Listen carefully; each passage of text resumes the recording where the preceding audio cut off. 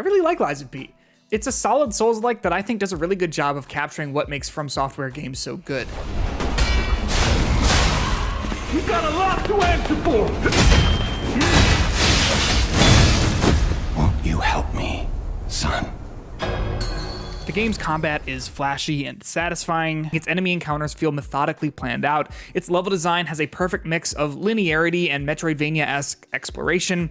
There's a lot to really love about it, and I'm definitely not alone in that sentiment. Currently, Lies of P has a score between 81 and 84 on Metacritic, with most critics echoing similar things to what I just rattled off here. So if you won't take it from me that the game is worth your time, take it from them. That all said, I do think that there's one major flaw at the very core of the game that I think is worth dissecting and talking about.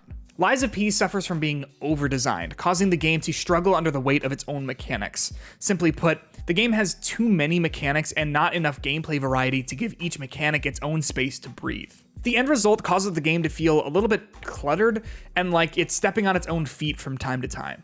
I realized that this was the case when I ran into the first boss in Lies of P that I struggled with for about an hour. I didn't use summons for my playthrough since I like a boss that serves up a nice hearty challenge. It was the first two-phase boss that I encountered, and it was giving me a pretty tough time. If you've played the game, you'll know exactly what I'm talking about. I was ramming my head against it over and over again until I decided to switch up my strategy and go back to the drawing board. But that was where things got a little bit messy for me. Lies of P has so many variable mechanics that it's a little tough to know where you might be going wrong when you're struggling. In other words, when trying to figure out what I should be changing in order to make myself more effective in combat, I had way too many options to tinker with. I could change my weapon hilt or blade, grind upgrade materials for either of those two components, switch my Legion arm, upgrade my Legion arm, change out any of my 4 defensive parts, level up with the skill tree, level up using Ergo, Lies of P's stand-in for souls, switch out my grindstone for my grinder, experiment with the many consumable items that the game bathes you in, the list goes on. On top of all that, there was still the possibility that my struggle might be an all too common Souls-like skill issue, where I simply hadn't devoted enough time to learning the boss's attack patterns to parry and dodge my way through the fight. Normally, a game having a lot of variables like this is great, since it means that you can get pretty granular with your character build to fine-tune its intricacies and match your own personal playstyle. For example, it's for this reason that no one complained that there were too many mechanical options in Elden Ring, a game packed to the brim with mechanical fine-tuning. There are so many different build options available to the player in Elden Ring that it makes sense for the game to have so many different variables to mess with.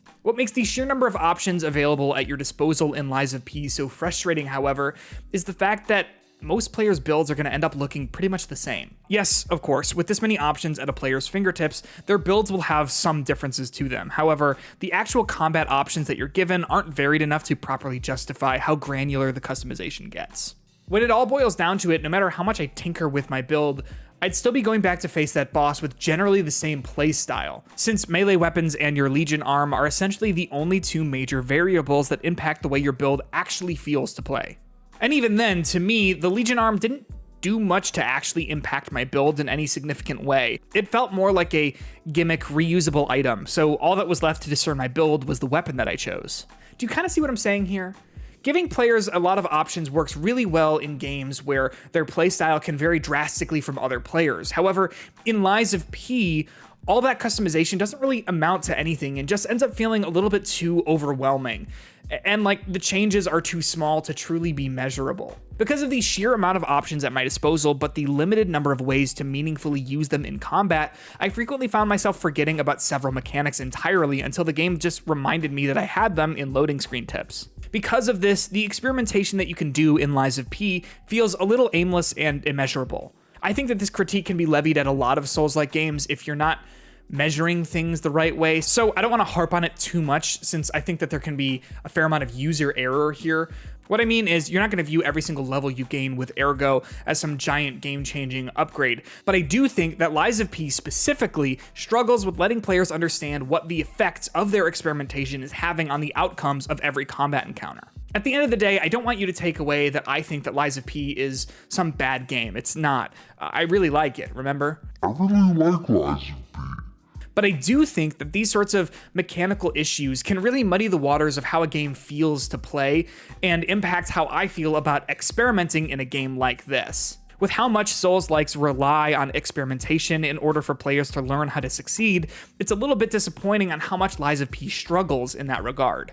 This also isn't to say that all experimentation in the game feels a bit aimless and immeasurable. Some experiments have clear results, like how weapons that use electricity are super effective against puppets specifically, but rather that going back to the drawing board in Lies of P feels like you're required to hold about 9 different markers on a board the size of a football field just to figure out how to walk in a straight line. I think that Lies of P suffers from thinking that it needs to do a little bit too much. I think it's clear how heavily inspired it is by From Software's catalog of games. However, it borrows too many ideas from the entire catalog, when I think a more refined approach to its mechanics might have resulted in a more focused experience. To me, this isn't something that someone would pay a lot of attention to unless they bought really deeply into the systems and mechanics of Lies of P, which I certainly was during my playthrough. The overdesigned nature of Lies of P doesn't make it a bad game, not even close. It's still one of the best non-FromSoft Souls-likes I've ever played, but I do think that it does tell me that there were a few too many ideas floating around during development that I think would have been okay to cut. Either way, I think Lies of P is an incredible mainstream debut for round 8, and I'm truly looking forward to see what the studio has coming next. Hopefully, it's able to cut a bit more of the fat that's sitting around the edges of Lies of P and make something that's truly refined.